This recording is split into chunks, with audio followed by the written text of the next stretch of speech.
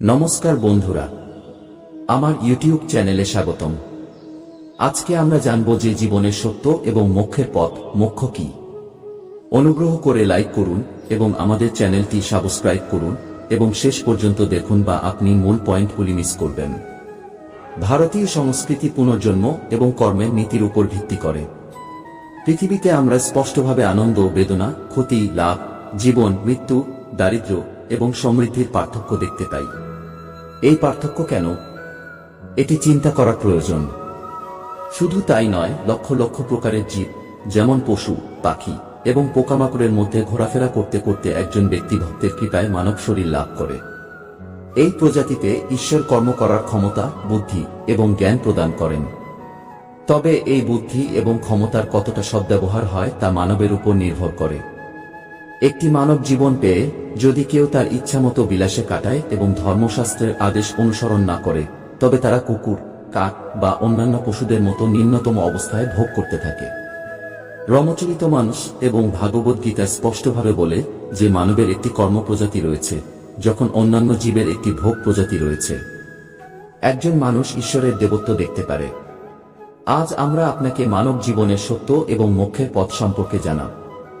আপনি সত্যিই মায়ে এবং বাবা, আপনি সত্যিই ভাই এবং বন্ধু, আপনি সত্যিই জ্ঞান এবং ধন, আপনি সত্যিই আমার জন্য সবকিছু ও ঐশ্বরিক ঈশ্বর।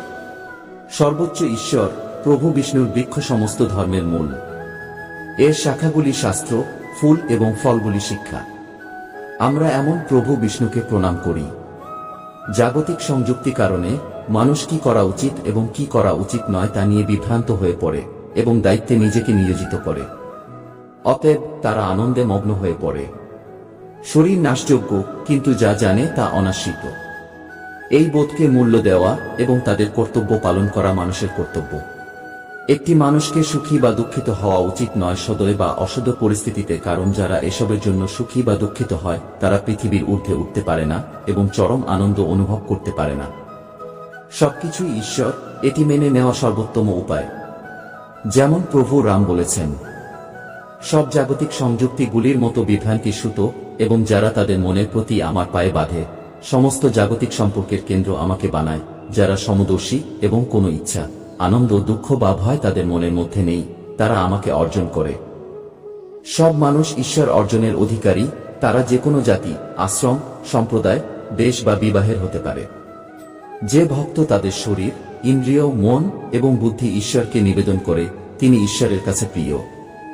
উদাহরণস্বরূপ, যদিও তিনি একটি দৈত্য ছিলেন, বিভীষণ প্রভু রামের বিশাল কৃপা লাভ করেছেন এবং তার পায়ে আশ্রয় গ্রহণ করেছেন।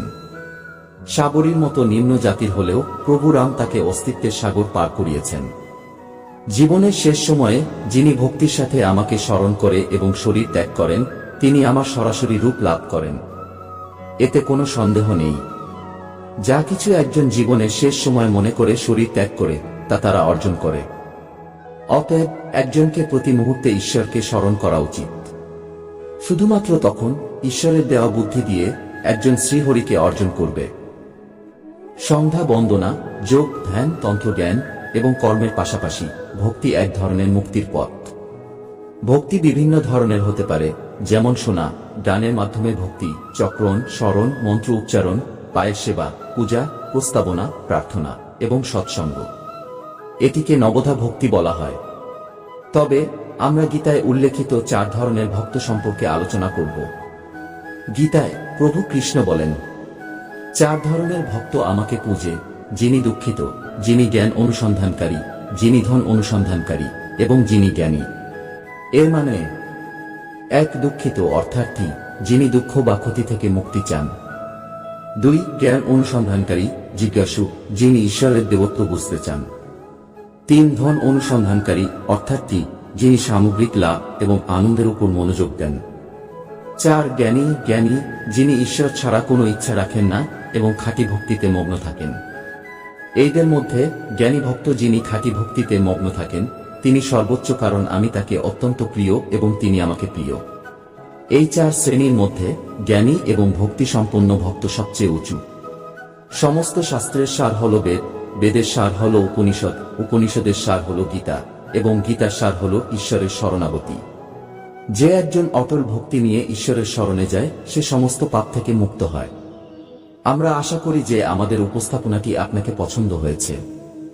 মন্তব্যে আপনার মতামত ব্যক্ত করুন, ভিডিওটি শেয়ার করুন এবং চ্যানেলটি সাবস্ক্রাইব করুন। ততক্ষণ পর্যন্ত জয় জয় শ্রীরাম।